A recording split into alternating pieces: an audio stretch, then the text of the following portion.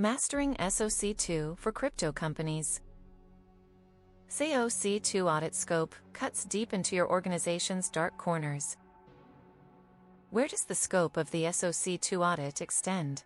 And which specific systems and processes within its organization will be included in the audit to ensure its operational excellence and compliance with the trust services criteria?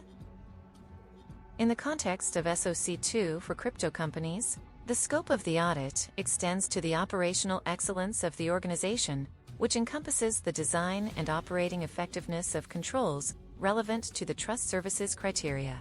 To ensure operational excellence and compliance, the audit will focus on the systems and processes that are relevant to the security, availability, processing integrity, confidentiality, and privacy of customer data, as well as the organization's overall operational efficiency.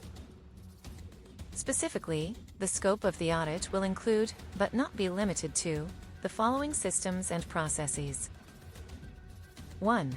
Cryptocurrency wallet management. The audit will evaluate the design and operating effectiveness of controls around cryptocurrency wallet management, including wallet creation, key management, and transaction processing. This includes the review of access controls, encryption, and secure storage of private keys. 2. Transaction processing and settlement. The audit will assess the controls around transaction processing, including the validation, verification, and settlement of cryptocurrency transactions. This includes the review of transaction monitoring, anti-money laundering, AML, and Know Your Customer (KYC) procedures and compliance with relevant regulations. 3. Risk management and compliance. The audit will evaluate the organization's risk management framework, including the identification, assessment, and mitigation of risks related to cryptocurrency trading, storage, and transfer. This includes the review of compliance with relevant laws, regulations, and industry standards. 4. Information security. The audit will assess the design and operating effectiveness of controls around information security, including network security, system architecture, data encryption, and access controls. This includes the review of incident response and disaster recovery procedures. 5. Business continuity and disaster recovery. The audit will evaluate the organization's business continuity and disaster recovery plan, including the identification of critical business processes, risk assessment, and recovery strategies. 6. Human resources and training. The audit will assess the organization's human resources policies and procedures, including employee onboarding, training, and termination. This includes the review of background checks, role-based access controls, and segregation of duties. 7. Third-party vendor management. The audit will evaluate the organization's third-party vendor management program, including the review of vendor selection, due diligence, and contract management. 8. IT general controls. The audit will assess the organization's IT general controls, including IT infrastructure, software development, change management, and release management. 9. Financial reporting and accounting. The audit will evaluate the organization's financial reporting and accounting practices, including the review of financial statement preparation, account reconciliation, and internal controls over financial reporting. 10. Management and monitoring. The audit will assess the organization's management and monitoring of its operational excellence, including the review of key performance indicators, KPIs, metrics, and reporting. To ensure operational excellence and compliance with the trust services criteria, the organization should implement the following best practices. Establish clear policies and procedures for all systems and processes. Implement robust access controls, including multi-factor authentication and role-based access.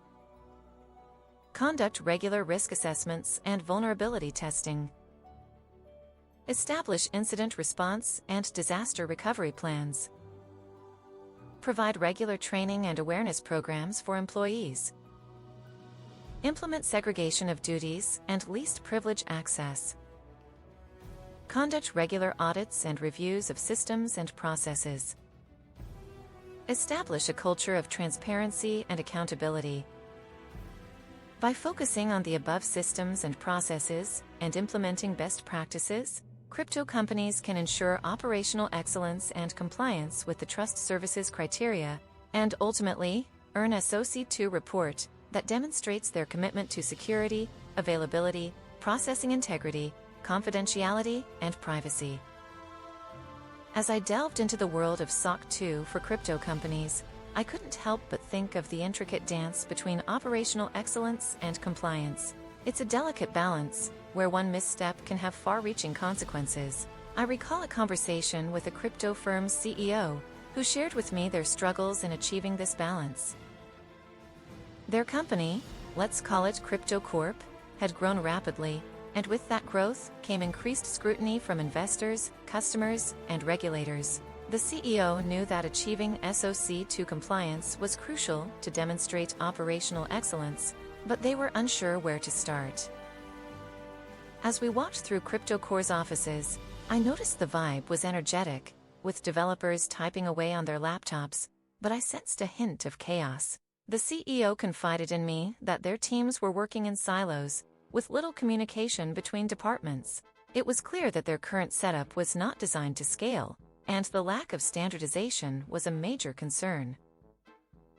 I thought to myself, this is where the rubber meets the road. To achieve operational excellence, Crypto Corp needed to identify the systems and processes that would be included in the SOC 2 audit. We began by mapping out their entire organization, department by department, to identify the key areas that required attention. First, we focused on their infrastructure, including servers, databases, and networks. We assessed their existing security measures, such as firewalls, access controls, and incident response plans. It quickly became apparent that their infrastructure was not adequately safeguarded, with vulnerabilities that could be exploited by malicious actors. Next, we turned our attention to their software development lifecycle. We analyzed their coding practices, testing protocols, and deployment procedures. It was clear that their developers were not following secure coding guidelines, and their testing was inadequate, leaving their applications open to potential vulnerabilities. I felt a sense of empathy for the CEO, who was genuinely concerned about the state of their operations. It was evident that CryptoCore's rapid growth had outpaced their ability to implement robust processes and controls, but I was heartened by their willingness to acknowledge their shortcomings and commitment to improvement. To address these issues, we developed a comprehensive plan to revamp their infrastructure, software development lifecycle, and incident response processes. We implemented robust security measures, such as multi-factor authentication, encryption, and continuous monitoring. We also established clear guidelines for secure coding practices, thorough testing protocols, and deployment procedures. Throughout this process, I realized that operational excellence is not just about compliance. It's about building a culture of continuous improvement. It's about fostering an environment where teams collaborate seamlessly, and processes are regularly assessed and refined.